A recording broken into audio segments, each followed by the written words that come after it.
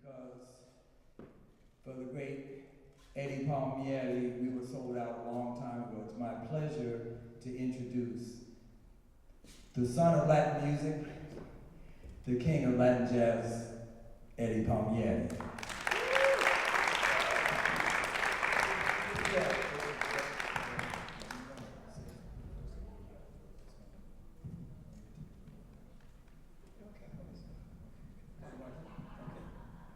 Okay, so wait a second. Y'all got to do better than that. The great Eddie Palmieri!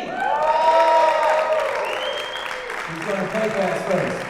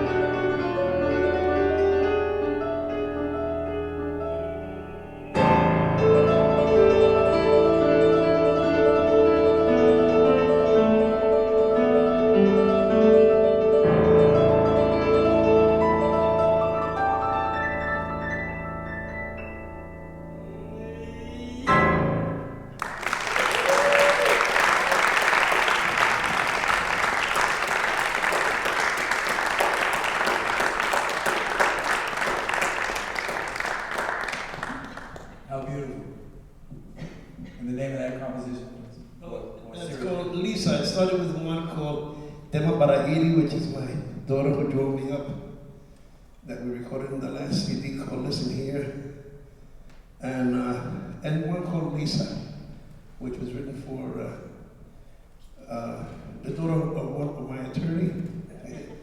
And at the same time, it also means in the African tribe, you know, it means the sun, the exploding sun coming at you. So it's that was how we got the competition going. Well, we heard the sun playing. So we have many music students here, and then some just general audience, people who are quite familiar with you. What we'll maybe do is I'll ask you a couple of things, and then we'll have a couple of questions from y'all. Ask a couple of good questions. We don't have a lot of time either, because we're going to have to get out of here in order to continue the sound check to start on time. But first, sir, if you could maybe, well, you just won a Grammy, and for such a grandmaster as yourself, it's always interesting. You start recently or you start from the beginning. Which would you prefer? Would you like to start from the new stuff or start from your roots? Or if you could just give us, Well, Dave, I would have to start then with the arrival of my mother from Puerto Rico. Arrived here in New York in 1925. My father arrived in 26. They came by ship. And they married in New York. They knew each other in Puerto Rico, and they married in New York. And then my brother was born in 1927. I was born in 1936. 9 years apart, no brothers or sisters between. So my brother was always my inspiration. Charlie Palmieri, which was, in my opinion, the greatest pianist in our genre. You know, when he started playing at 14, he was already playing professionally as a child prodigy at that, you know, with the different orchestras. So he was really my influence growing up, and the records that he would be bringing, you know, home that I would be listening to also. And by the time I was, if he gets married, I was still about 11 years old. He gets married at 20, so he's playing already with the Tino Puente Orchestra, which is then the orchestras that were happening after 1949, 1950, that they opened that's when the Machino Orchestra, which had started in 1939, but I'm going past the 40s, going right into the 50s, and the great Machino Orchestra with the great arranger Rene Hernandez that had arrived from Cuba, and James O'Hall, Countess of the Orchestra, and Tino Puente, and then Tino Rodriguez. These were the bands that were at the height of, at the time of the genre of the mambo, and then later on when the cha-cha-cha came in. And throughout those years, I was just really like a student, and studying and listening to the orchestras and picking up the records when I was able to get the records. And You originally played timbal. well, I started playing natural piano, studying piano, but by 13, I went to play timbales for 2 years with my uncle, who had a typical orchestra coming out of the Puerto Rico, but done in New York. So then I played timbales for him, and the other uncle of mine was playing conga. So it was really a family situation. And I stood with him for about 2 years, and then I made a deal for the timbale. They gave him a deal he couldn't refuse, and I went back to the piano. And since then, I've been on the piano. So was when you say with Charlie? Now, Charlie, what did you guys? Did you guys have the same teachers? And what did you study? Whenever he had a teacher, he would recommend me to the teacher. And one of the top teachers that we had was one called Miss Margaret Barnes, who's in the Negro history books, and she was a concert pianist. And she had her studios in Carnegie Hall building on top. They used to rent out, some of the teachers would rent out some studios up there. And my brother started studying with her, and then I went to study with her. And then I gave an evaluation test, for professors right to the building next to the Carnegie Hall, the Wild Theater, and then I stood with her for a few years, whatever, and then I always had private teachers, and then from there I went to another gentleman called Claudio Salvador, who came from Spain, and we went through another technical approach of independence of fingering, and he was very, very interesting, his form of loosening the muscle properties and getting the independent fingers, which I used later on in my career in the recording of being able to write a left hand, accompaniment, and then soloing with the right, for example. And that all came with his teachings to me as I was a student for his. What music did you look at? Do you remember? Well, we were doing some classical music, and I started from Bach. We did some of Chopin, and then with Claudio, I did this, about approximately the same. And then from there, I went straight into listening to the Latin orchestra, and that's what pulled me away from anything classical. Then I just started to work with different orchestras. By 17, 18, my brother was already recommending me to different orchestras. When he would come into town, he already had left Tino Puente, for example, and he had a quintet. So he would come into town, and he would play maybe a month with one of the orchestras. And then when he would be leaving, he would say, well, my kid brother is playing piano, and he started to make his move. And then I would be recommended by him, and then I would start playing. The first group I started professionally was a gentleman called Ray Almo and Bobby Santiago. They both played trumpet, they both played mellophone, and one played vibes, and it was a quintet. So you either had a muted trumpet and the vibraphones, for example, or you had the two mellophones and you had the two trumpets, and the bass player sang. So it was one of those quintets that was quite unique in its presentation. But my problem was I was still in school, so I couldn't, travel with them. I could only do certain engagements. From there, I went to another orchestra then with the Coro Conjunto, 3 trumpets and rhythm section, with the bass player was the leader, and the gentleman called Johnny Segui. And from Johnny Segui, I went with Vicentico Valdez in 1956, when Vicentico was the vocalist for Tino Puente in the 50s, where Tino Puente had one of the most incredible conjuntos. Conjuntos, they were used in the word like without saxophones. They had trumpets and rhythm section. And when you said the orchestra, then it meant like with 5 saxophones. That brought in the Machino orchestra, no? So the conjuntos were those popular because Tito Puente made that very popular. Now the rhythm section of the drummer wasn't in the back anymore. He was up front with the timbales, the conga, and bongo. And in that conjunto, my brother was still in before he left.